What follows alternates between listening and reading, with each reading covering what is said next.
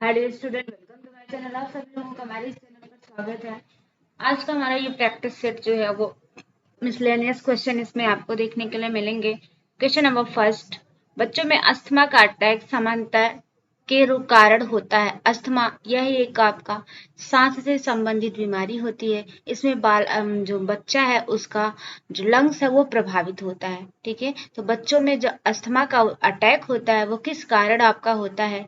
ये ऑप्शन है शारीरिक एवं भावनात्मक दबाव, B option television, C option खाद्य एलर्जी और डी ऑप्शन मौसमी परिवर्तन। तो बच्चों में जो अस्थमा का आपका अटैक होता है ये आपके शारीरिक एवं भावनात्मक दबाव से भी होता है। शारीरिक मतलब अगर बच्चा शारीरिक रूप से कमजोर है तो भी उसमें यह इस प्रकार का अटैक देखने के लिए मिलेगा। और क्या है, अगर बच्चे में क्या है भावनात्मक मतलब उससे किसी चीज का डर है तो भी यह क्या है मतलब उसकी जो इस प्रकार की समस्या, सांस फूलने की जो समस्या है वह आपको देखने के लिए मिलेगी। और क्या है आपका खाद्य एलर्जी, अगर कोई ऐसे खाद्य पदार्थ है जिसका सेवन बच्चा करता है तो उससे भी अगर वो खाद्य पदार्थ जो है वो मिलावटी है तो उससे भी बच्चे को अस्थमा का अटैक देखने के लिए मिलेगा। मौसमी परिवर्तन और मौसम जैसे अगर ठंडी के मौसम में इस प्रकार की बीमारी ज्यादा देखने के लिए मिलती है। इसका जो करेक्ट ऑप्शन होगा option number C is the correct option, ACD। इसका जो करेक्ट ऑप्शन होगा option number C is the correct option. Next question, question number second, टीकाकरण बच्चों के लिए आवश्यक है। किसका है? टीकाकरण बच्चों के लिए क्यों आवश्यक होता है? पहला आपका शरीर में प्रतिरक्षा प्रणाली के विकास हेतु, दूसरा है आपका पोषणीय स्थिति को बढ़ाने के लिए, तीसरा आपका बेचैनी कम करने के लिए और चौथा आपका विषाणु जनित और संक्रमणीय रोगों की घटनाएं कम करने के लिए। तो टीकाकरण जो है वो बच्चों के लिए क्यों आवश्यक है?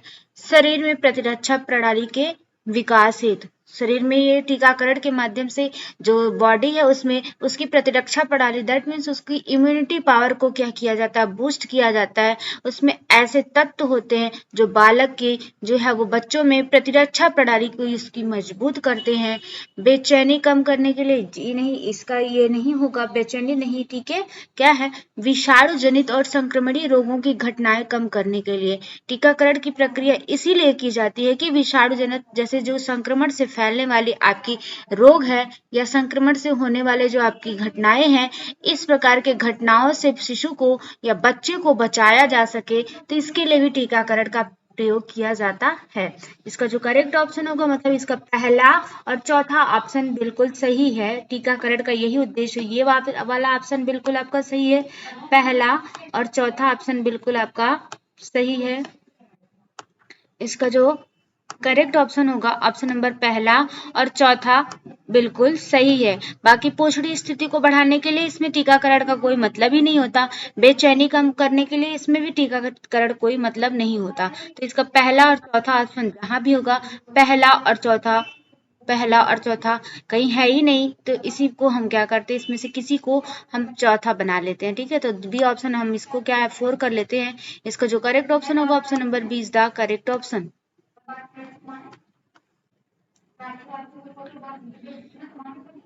निम्नलिखित में से कौन सा टीका इंट्रामस्कुलर मार्ग द्वारा दिया जाता है? इसमें से कौन सा ऐसा टीका है जो इंट्रामस्कुलर मार्ग द्वारा मतलब आपका जो है वो मांसों के माध्यम से दिया जाता है?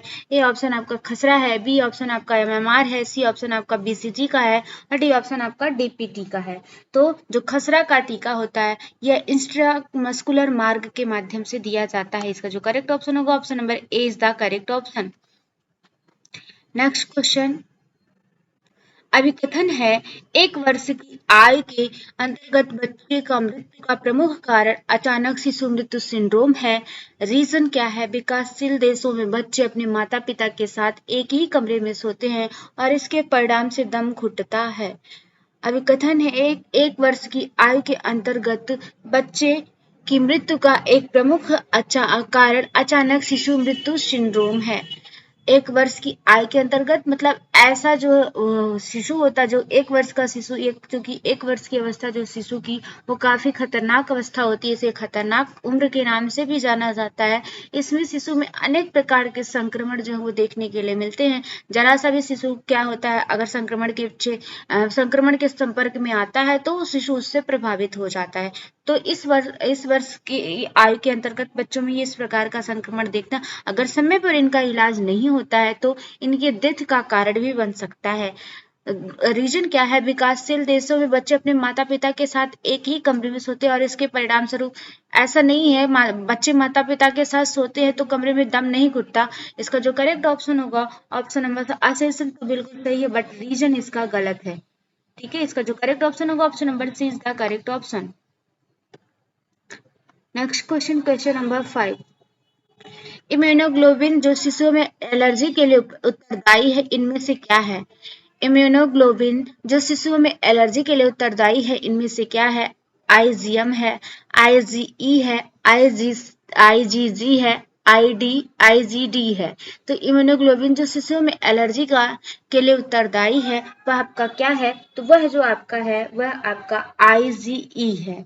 कौन सा शिशुओं में एलर्जी के लिए उत्तरदायी है? तो आईजीजी जो है वो इम्यूनोग्लोबिन ये शिशु में एलर्जी के लिए उत्तरदायी होता है। Next question, question number 6। DPT से सांस लेने की समस्याएं, पक्षाघात और हृदय की विफलता हो सकती है। डीपीटी का अर्थ क्या है? डीपीटी जो है ये क्या होता है आपका, ये ट्रिपल वैक्सीन डोज होता है, मतलब इसमें 3 रोगों से ये रक्षा प्रदान करता है। तो डीपीटी में जब यह रोग हो जाता है तो इसमें रोगी को, जो बालक होता है उसको सांस लेने की समस्याएं होती है, पक्षाघात हो जाता है और क्या हृदय की विफलता भी हो सकती है।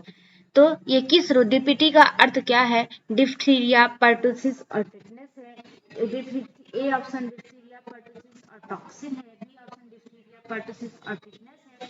सी ऑप्शन डिप्थीरिया, पोलियो और टिटनेस है। डी ऑप्शन डिप्थीरिया, पोलियो और टॉक्साइड है। तो डिप्थीरिया, पर्टुसिस और टिटनेस इसका बिल्कुल करेक्ट ऑप्शन होगा। Next question, question number 7। भारतीय सार्वभौम प्रतिरक्षा कार्यक्रम के अनुसार एक नवजात शिशु को दिया जाने वाला पहला टीका इनमें से किससे सुरक्षा के लिए दिया जाता है? तो भारतीय सार्वभौम प्रतिरक्षा कार्यक्रम के अनुसार एक नवजात शिशु को जो दिया जाने वाला पहला टीका होता है वह आप इसमें से किसकी सुरक्षा करता है? तो ए ऑप्शन आपका बीसीजी का है, बी ऑप्शन आपका डीपीटी है, ये डीपीटी है।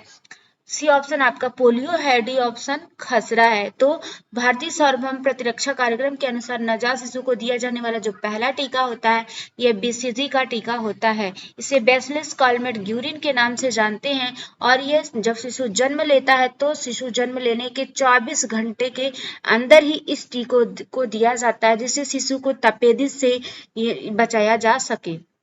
इसका जो करेक्ट ऑप्शन होगा option number A is the correct option. Next question, question number 8। BCG एक टीका है जो मुख्य रूप से तपेदिक के विरुद्ध प्रयुक्त किया जाता है। बीसीजी का क्या अर्थ है? Baby flour Guerin, bacillus Calmette Guerin, bacterium cure Guerin, baby care Guerin. तो बैसिलस कॉलमेट ग्यूरिन जो है इसका करेक्ट ऑप्शन होगा। बीसीजी का फुल फॉर्म है आपका bacillus Calmette Guerin. Next question, question number 9। Splenic dysfunction वाले बच्चे जिनका पहले 9 महीने में निदान किया जाता है उसके लिए क्या आवश्यक होता है? क्या है?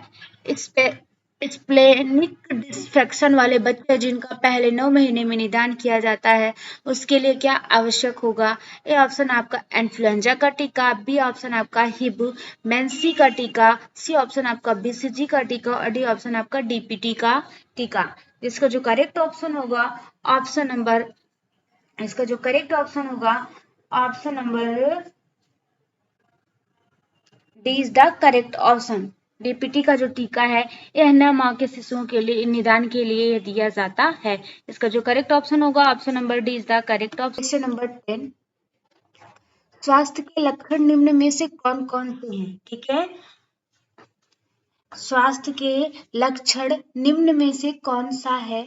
लंबाई एवं भार का सही अनुपात, अस्थि संस्थान का सही होना, शारीरिक ढांचा सधा हुआ या उपरोक्त सभी। स्वास्थ्य के लक्षण की बात करें, अगर हम किस व्यक्ति को क्या कहेंगे, स्वस्थ है, कैसे हम जान के उस व्यक्ति को देखकर हम कैसे महसूस करेंगे, कैसे हम पता करेंगे कि वह व्यक्ति जो है वो स्वस्थ है। लंबाई एवं भार का सही अनुपात, बिल्कुल सही। अगर व्यक्ति स्वस्थ है, उसको फुल्ली न्यूट्रिशन मिला है, सभी पोषक तत्व पर्याप्त मात्रा में मिला है, तो उसकी लंबाई भी अच्छी खासी होगी और उसका भार भी क्या होगा, अच्छा होगा। अस्थि संस्थान का सही होना, अगर सारे न्यूट्रिएंट्स अच्छी प्रकार से मिले हैं, फॉर एग्जाम्पल आप कैल्शियम वगैरह के, कैल्शियम हो गया, आपका फास्फोरस हो गया, ये इनका अगर अच्छा कॉम्बिनेशन उस व्यक्ति को मिला है, तो उसके हर एक बॉडी का जो आप उसका हर एक बोन्स है वो क्या होगी, एक फिट जगह पर आपकी होगी। शारीरिक ढांचा सधा हुआ, बिल्कुल एकदम फिट व्यक्ति होगा। शारीरिक ढांचा उसको देखने के बाद पता चल जाएगा कि इस व्यक्ति का स्वास्थ्य जो है अच्छा है, इसने अपनी डाइट में हर एक न्यूट्रिएंट्स को क्या किया, फुल्ली मात्रा में, जिस एज में इसको जितनी न्यूट्रिएंट्स की आवश्यकता होती थी उतनी न्यूट्रिएंट्स इसने क्या किया है, ग्रहण किया है। इसको हम देखकर क्या कर सकते हैं, बता सकते हैं। तो इसका जो करेक्ट ऑप्शन होगा, option number D is the correct option, उपरोक्त सभी। इसका जो आंसर सही होगा वह क्या होगा, आपका उपरोक्त सभी। क्वेश्चन नंबर 11, व्यक्तिगत स्वास्थ्य के नियम निम्न में से कौन कौन से हैं। किसको देखकर हम क्या कर सकते हैं, हम व्यक्तिगत स्वास्थ्य मतलब खुद के स्वास्थ्य को, स्वास्थ्य से संबंधित अनेक प्रकार की योजनाएं हमारे गवर्नमेंट के द्वारा चलाई जाती है, बट हम कैसे कह सकते हैं कि हम खुद कैसे स्वस्थ रह सकते हैं, कैसे क्या कौन से ऐसे क्रियाकलाप को करके हम खुद स्वस्थ रह सकते हैं। फर्स्ट ऑप्शन आपका अच्छी आदतें, जैसे गुड हैबिट्स, टाइमली हमको कौन सा कार्य करना है, टाइमली हमको कितने बजे उठना है, कितने बजे ब्रेकफास्ट करना, कितने बजे डिनर करना, कितने बजे लंच करना, ये क्या है, टाइमली हमारा शेड्यूल फिक्स होना चाहिए कि हमको इस उसी अनुसार हमारे जो बॉडी का फंक्शन है वो फंक्शन क्या करता है, कार्य करता है। अगर हमारे अंदर गुड हैबिट्स है, अच्छी आदतें हैं, तो ये हमें हमारे स्वास्थ्य को कहीं ना कहीं क्या करेगी, प्रभावित करेगी। शारीरिक स्वच्छता, बिल्कुल सही बात है कि शारीरिक स्वच्छता, अगर हम स्वस्थ अपने शरीर को स्वच्छ रखेंगे तो हमारा स्वास्थ्य बिल्कुल एकदम फिट रहेगा। व्यायाम करना, व्यायाम के माध्यम से हमारी जो बॉडी के रेगुलेशन की प्रक्रिया है वो क्या होती है, आराम से अच्छी से हो जाती है, और जो वैसे वेस्टेज पदार्थ होते हैं वो पसीने के थ्रू, यूरिन के थ्रू ऐसे क्या होते हैं, हमारे शरीर से पास आउट हो जाते हैं। तो जब हम व्यायाम करते हैं, हमारे बॉडी से जो पसीना निकलता है, तो उसमें जो वेस्टेज हमारे बॉडी के पदार्थ होते हैं वो क्या होते हैं, पसीने के थ्रू बाहर निकल जाते हैं। तो इसका जो करेक्ट ऑप्शन होगा, ये क्या हमारे व्यक्तिगत स्वास्थ्य के अंतर्गत आता है। अगर हमारे अंदर ये सारे लक्षण है तो इसका मतलब है कि हम अपने स्वास्थ्य को अपने खुद के प्रति, जो हमारी पर्सनल हेल्थ है, उस पर्सनल हेल्थ के प्रति हम क्या है, पूरा केयरफुल है। ठीक है, इसका जो करेक्ट ऑप्शन होगा, option number D is the correct option. Question number 12, प्राथमिक चिकित्सा वह है जो किसी व्यक्ति को चोट लगने अथवा अकस्मात बीमार पड़ने की स्थिति में डॉक्टर के यहाँ पहुंचने से पूर्व सहायता अथवा मरहम पट्टी के रूप में प्रदान की जाती है। कथन किसका है, सेंट जॉन एम्बुलेंस का है, इंसाइक्लोपीडिया का है, WHO का है, या इनमें से कोई नहीं। बात अगर हम फर्स्ट एड की करते हैं तो फर्स्ट एड मतलब दैट मीन्स बहुत बहुत बहुत इम्पोर्टेंट थिंग्स है, जिसकी हमको प्राथमिक चिकित्सा ऐसी चिकित्सा होती है कि अगर व्यक्ति जो है घायल है या उसको चोट लगी है, तो डॉक्टर के यहाँ जाने से पहले हम जो ट्रीटमेंट देते हैं, जो उपचार उसको देखते हैं, वह हमारी क्या होती है, फर्स्ट एड के नाम से जानी जाती है। और फर्स्ट एड देना मतलब अगर कोई व्यक्ति गंभीर चोट से ग्रसित होगा, अगर हमको तत्काल एड दे देते हैं, तो कहीं ना कहीं हम उसकी जान को, कहीं ना कहीं हम उसके जो चोट लगी है उससे कुछ पल के लिए हम उसको क्या कर सकते हैं, सुरक्षित रख सकते हैं। इसलिए प्राथमिक चिकित्सा जो है वो बहुत इंपॉर्टेंट होती है। तो ये जो कथन है वह किसका है, तो ये जो कथन है वो आपका सेंट जॉन एम्बुलेंस का है। किसका है, इन्होंने कहा है कि डॉक्टर के यहाँ पहुंचने से पूर्व हम जो मरहम पट्टी, जो कुछ भी हम व्यक्ति को फर्स्ट एड देते हैं, वह हमारी क्या होती है, आपकी प्राथमिक चिकित्सा के नाम से हम उससे क्या करते हैं, जानते हैं। तो इसका जो करेक्ट ऑप्शन होगा, ऑप्शन नंबर ए। क्वेश्चन नंबर 13, प्राथमिक चिकित्सा के उद्देश्य क्या क्या हैं। फर्स्ट एड देने का हमारा उद्देश्य क्या है, इसका पर्पज क्या है, हम क्यों फर्स्ट एड दे किसी को। ठीक है, जीवन की रक्षा करना, बिल्कुल सही है। अगर हमें फर्स्ट एड के बारे में अच्छी खासी जानकारी है, अगर किसी व्यक्ति के सर में चोट लगी है तो इसका मतलब है कि अगर उससे वहां से रक्त बह रहा है तो सबसे पहले हमें उसके रक्त को रोकना होगा फर्स्ट एड के रूप में। ठीक है, शीघ्र चिकित्सा उपलब्ध कराना, बिल्कुल सही है। उसको तुरंत डॉक्टर के पास क्या करना चाहिए, ले जाना चाहिए। फर्स्ट एड देने के तुरंत बाद हमें उससे डॉक्टर के पास ले जाना चाहिए। ये क्या होती है, चिकित्सा का एक छोटा सा प्रारूप ही होता है। चिकित्सा हमारा जो है वो डॉक्टर के पास जाने के बाद तो ऑलरेडी वहां पे चिकित्सा होती, बट जो हमारा फर्स्ट एड है वो उसका क्या होता है, छोटा सा प्रारूप होता है जो पहले ही क्या कर दिया जाता है, दे दिया जाता है। बात आती है अस्थायी चिकित्सा, बिल्कुल ये लॉन्ग ड्यूरेशन तक नहीं चलने वाली चिकित्सा होती है, तत्काल के लिए यह दी जाती है ताकि डॉक्टर के यहाँ पहुंचने से पहले रोगी में अगर जरा सा भी ऐसे कुछ लक्षण आते हैं तो वहां तक उसको आसानी से चिकित्सक के पास ले जाया जा सके, इसलिए यह क्या है, अस्थायी ट्रीटमेंट होता है। ठीक है, अस्थायी ट्रीटमेंट नहीं बल्कि कैसा ट्रीटमेंट होता है, ये अस्थायी ट्रीटमेंट होता है। इसका जो करेक्ट ऑप्शन होगा, option number D is the correct option. इसके सभी जो है क्या है, आपके उद्देश्य हैं। क्वेश्चन नंबर 14, जलन उत्पन्न करने वाले विष के अंतर्गत निम्न में से कौन सा आता है। ऐसा विष जो है हमारे शरीर में क्या करता है, जलन उत्पन्न करता है। मतलब अगर इसका कहीं से भी हम इसका अगर जरा सा भी यूज कर देते हैं तो ये हमारे शरीर में क्या करता है, जलन उत्पन्न करने का कार्य करता है। कास्टिक सोडा है, अमोनिया है, कार्बोलिक एसिड है, या सभी है। ठीक है, तो बात जलन उत्पन्न करने वाले विष के अंतर्गत हम बात अगर करते हैं तो कास्टिक सोडा भी हमारा क्या है, आपका कहीं पे भी आप कास्टिक सोडा अगर आपका पड़ जाता है तो तुरंत वो जलन उत्पन्न कर देता है। अमोनिया की बात वही होती है, अमोनिया में भी ये क्या है, जलन उत्पन्न करने वाला है। और कार्बोलिक एसिड भी क्या है, यह जलन उत्पन्न करने वाला क्या होता है, आपका विष होता है। तो इसका जो करेक्ट ऑप्शन होगा, option number D is the correct option. Question number 15, चिकनाई युक्त दाग धब्बे व शुष्क धुलाई में सर्वोत्तम विलायक है। किसकी बात कर रहा है, चिकनाई युक्त दाग धब्बे व शुष्क धुलाई में। जब क्या है, जैसे हम क्या कोई ऑयल का यूज करते हैं और वह हमारे दाग धब्बे उसके जो धब्बे हैं वो किस पे, हमारे जो क्लॉथ होता है, हमारा जो कपड़ा होता है उस पर लग जाता है, तो हम उसे किस माध्यम से क्या कर सकते हैं, जो है छुड़ाते हैं या हम ड्राई क्लीन करवाते हैं। जब हम क्या करते हैं, जैसे हम कोई वस्त्र लेते हैं तो वो नॉर्मली उसकी वॉशिंग नहीं होती, उसके लिए हमको क्या करना पड़ता है, ड्राई क्लीन करवाना पड़ता है। तो वह जो ड्राई क्लीन करते हैं, शुष्क धुलाई जिसे हम बोलते हैं, उसमें हम किसका यूज करते हैं, पेट्रोल व बेंजीन का यूज करते हैं, एसिटिक अम्ल का यूज करते हैं, ऑक्जेलिक एसिड का यूज करते हैं, या डिटर्जेंट पाउडर का यूज करते हैं। तो उसमें हम किसका यूज करते हैं, पेट्रोल या बेंजीन का प्रयोग हम क्या करते हैं, यूज करते हैं। चिकनाई युक्त पदार्थों में जैसे क्या है, तेल का धब्बा लग जाए, घी का धब्बा लग जाए, या वसा से, मतलब जो चीज वसीय है उसका अगर धब्बा लग जाता है तो उसको छुड़ाने के लिए हम पेट्रोल या बेंजीन का क्या करते हैं, यूज करते हैं। और इसके साथ साथ शुष्क धुलाई में भी हम क्या करते हैं, इसका प्रयोग करते हैं। तो इसका जो करेक्ट ऑप्शन होगा, option number A is the correct option. Question number 16, निम्न में से कृत्रिम रेशम के नाम से हम किसे जानते हैं। किसकी बात कर रहे हैं, कृत्रिम रेशम की बात कर रहे हैं। ठीक है, फर्स्ट ऑप्शन आपका, जिसे हम आर्टिफिशियल सिल्क के नाम से क्या कर, इसका अन्य नाम की बात अगर हम करते हैं तो इसे आर्टिफिशियल सिल्क के नाम से हम क्या करते हैं, जानते हैं। वह कपास है, बी ऑप्शन आपका रेयान है, सी ऑप्शन ऊन है, और डी ऑप्शन आपका रेशम है। ठीक है, तो यह जो है ये क्या है आपका, हाँ, कृत्रिम रेशम के नाम से हम किसे जानते हैं, तो इसे हम रेयान को जो है वो कृत्रिम रेशम के नाम से क्या करते हैं, जानते हैं।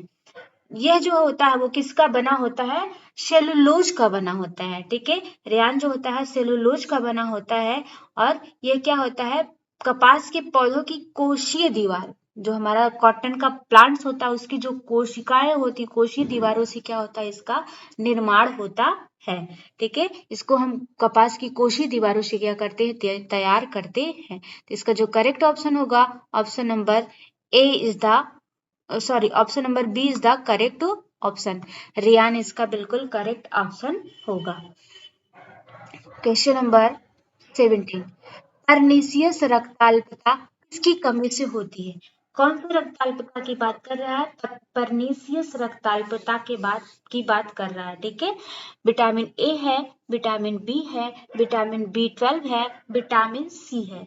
ठीक है, तो ये जो परनीसियस रक्ताल्पता होती है ये विटामिन B12 की कमी से होती है। किसकी कमी से होती है? विटामिन B12 की कमी से होती है। यह विटामिन B12 की कमी से होने वाली क्या है? आपकी रक्ताल्पता है। और ये क्या है? इसमें जो है, इस रक्ताल्पता में रक्त जो लाल रक्त कणिकाएं हैं उसकी मात्रा में काफी कमी आ जाती है। मतलब जो हमारे, चूंकि हमारे आरबीसी का निर्माण फॉर्मेशन ही होता, हमारे बोन मैरो में, अस्थि मज्जा में हमारे आरबीसी का फॉर्मेशन होता है, निर्माण होता है। तो जब इसकी कमी आ जाती है या इस विटामिन 12 की हमारे शरीर में कमी हो जाती है तो इसका मतलब है कि हमारी जो आरबीसी बन रही है वह आरबीसी का निर्माण भली प्रकार से नहीं होगा, अच्छी प्रकार से आरबीसी का निर्माण नहीं होगा, और होगा भी तो कम मात्रा में होगा। जितनी हमारे शरीर को आरबीसी की आवश्यकता है उतने हमारे शरीर में ब्लड नहीं बनेगा। ठीक है, तो ये क्या होता है? इससे होता है। अगर विटामिन सी, विटामिन ए की बात करते हैं तो विटामिन ए से हमारा रतौधी नामक रोग होता है, जीरोसिस कार्निया नामक रोग होता है, केराटोमलेशिया होता है, जीरोसिस कंजक्टाइवा हो जाता है, और क्या है? जीरोफ्थाल्मिया होता है। बहुत सारे ये क्या है? विटामिन ए जो है वो हमारे आंखों से संबंधित विटामिन है, दृष्टि से हमारे संबंधित विटामिन है, और क्या है? अनेक प्रकार के इससे क्या, आंख से संबंधित आपके रोग होते हैं। विटामिन बी की बात करते हैं तो इसे बहुत सारे समूह में बांटा गया है, जैसे vitamin B1, vitamin B2, vitamin B3, vitamin B4, ऐसे करके इसको क्या है? समूहों में वर्गीकृत किया गया है। सबसे लंबा समूह अगर किसी बात करते हैं तो विटामिन बी का जो है उसे कॉम्प्लेक्स विटामिन के नाम से इसे क्या करते हैं? जानते हैं। विटामिन सी की बात करते हैं तो इस विटामिन सी का जो रासायनिक नाम है तो विटामिन एस्कॉर्बिक एसिड के नाम से इसे क्या करते हैं? इसका रासायनिक नाम एस्कॉर्बिक एसिड है। और इसकी कमी से जो हमारे दांत हैं, मसूड़े हैं, ये क्या हो जाते हैं? कमजोर हो जाते हैं। इसका जो करेक्ट ऑप्शन होगा option number D. Question number 18, निम्न में से किस विटामिन को हार्मोन्स विटामिन के नाम से जाना जाता है? ऐसा कौन सा विटामिन है जिसे हम हार्मोन्स विटामिन के नाम से क्या करते हैं? जानते हैं। विटामिन ए है, विटामिन डी है, विटामिन सी है, विटामिन बी है। ठीक है, तो विटामिन डी को हम क्या है? हार्मोन्स विटामिन के नाम से जानते हैं। किसको? विटामिन डी जो है इसे हम क्या है? हार्मोन्स विटामिन के नाम से जानते हैं। और यह क्या है? यह अस्थि में क्या करता है? विकृत ना, और इसे हम अस्थि विकृत विटामिन के नाम से भी जानते हैं। इसे अस्थि विकृत नाशक विटामिन के नाम से भी हम क्या करते हैं? जानते हैं। और यह जो है वो कैसा है? फैट सॉल्युबल विटामिन है। कैसा विटामिन? हमारा फैट सॉल्युबल विटामिन है, वसा में घुलनशील विटामिन है। ठीक है, ये कैसा विटामिन है? वसा में घुलनशील विटामिन है। और इसे हम एंटी रिकेट्स विटामिन के नाम से भी जानते हैं। किस विटामिन को? विटामिन डी को एंटी रिकेट्स विटामिन के नाम से भी जानते हैं। क्यों? क्योंकि इस विटामिन की कमी से रिकेट्स नामक आपका क्या हो जाता है? रोग हो जाता है, और हमारी हड्डियां जो होती हैं वो क्या होती हैं? कमजोर हो जाती हैं।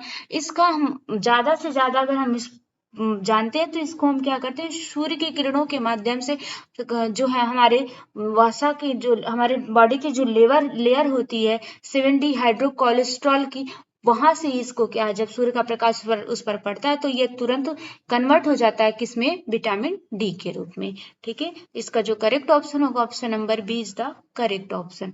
क्वेश्चन नंबर 19, नमूनेदार बुनाई किसमें होती है? किसकी बात कर रहा है? नमूनेदार बुनाई की बात कर रहा है, जिसमें नमूने बनाए जाते हैं।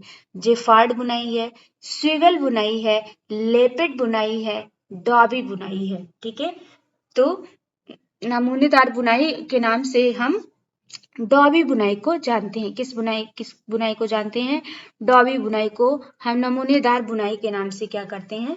जानते हैं। ठीक है, इसमें क्या होती है? जो है नमूने जो होते हैं सादी बुनाई और टुल बुनाई से नहीं बनाए जा सकते। इसका जो नमूना होता है वो सादी बुनाई से और टुल बुनाई से इसके नमूने नहीं बनाए जा सकते, बल्कि इसे हम क्या करते हैं, इसमें जो बुनाई होती है वह बुनाई कैसी होती है, चिड़िया की आंख की तरह दिखती है।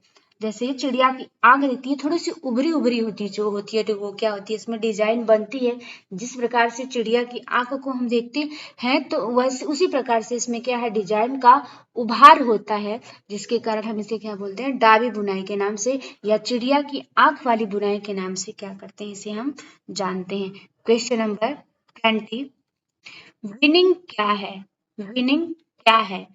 सब्जी है, स्तनपान छुड़ाना है, भोज्य पदार्थ है या पोषक आहार है। ठीक है, विनिंग की प्रक्रिया क्या है? ठीक है, हम विनिंग मतलब क्या होता है ये विनिंग? तो विनिंग की बात अगर हम करते हैं तो विनिंग जो है ये स्तनपान छुड़ाना होता है। जब एक शिशु जन्म लेता है तो जन्म लेने के समय ही माँ के स्तनों से एक गाढ़ा पीला दूध निकलता है, जिसे हम कोलेस्ट्रम के नाम से जानते हैं, और उस कोलेस्ट्रम में विटामिन ए की मात्रा पर्याप्त पाई जाती है, जो क्या है, उसको रोग प्रतिरोधक क्षमता, जो शिशु में रोग एक सप्ताह तक हम उस जो निकलने वाला दूध होता है माँ के स्तनों से, वह शिशु के लिए एंटीबॉडीज का कार्य करता है। उसमें रोग प्रतिरोधक क्षमता बढ़ाने की सर्वाधिक क्षमता पाई जाती है। इसमें ज्यादा से ज्यादा रोगों से लड़ने की जो क्षमता होती है वो ज्यादा उत्पन्न होती है। ठीक है, तो स्तनपान है जो है वो जब तक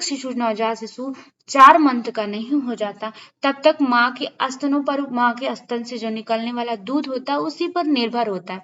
लेकिन जैसे ही शिशु 4 मंथ का हो जाता है तो धीरे धीरे उसे क्या है, आहार दिया जाता है। पहले उसे जूस दिया जाएगा, थोड़ा थोड़ा सा जूस दिया जाएगा, दाल का पानी हो गया, या आपके ऐसे जो मसले हुए भोज्य पदार्थ क्या होते हैं उसको थोड़ी थोड़ी मात्रा में दिए जाते हैं, ताकि उसका क्या है, मतलब दूध को छुड़ाने की जो प्रक्रिया है वो प्रारंभ हो जाती है। तो अगर हम दूध को छुड़ाने की या विनिंग की प्रक्रिया को हम की बात करते हैं तो 4 से 6 माह तक जाते जाते पूरी तरह से ये क्या हो जाती है, छुड़ा दिया जाता है, मतलब विनिंग की प्रक्रिया को समाप्त कर दिया जाता है 6 महीने तक। 6 महीने के बाद माँ के स्तनों से शिशु को दूध नहीं पिलाया जाता, बाकी ऊपरी आहार जिसे हम पूरक आहार के नाम से जानते हैं, शिशु को पूरक आहार क्या किया जाता है, दिया जाता है। तो विनिंग की प्रक्रिया के अंतर्गत माँ के स्तनों से शिशु को दूध पिलाना जो छुड़ाना है या स्तनपान छुड़ाने की प्रक्रिया को हम किस नाम से जानते हैं, तो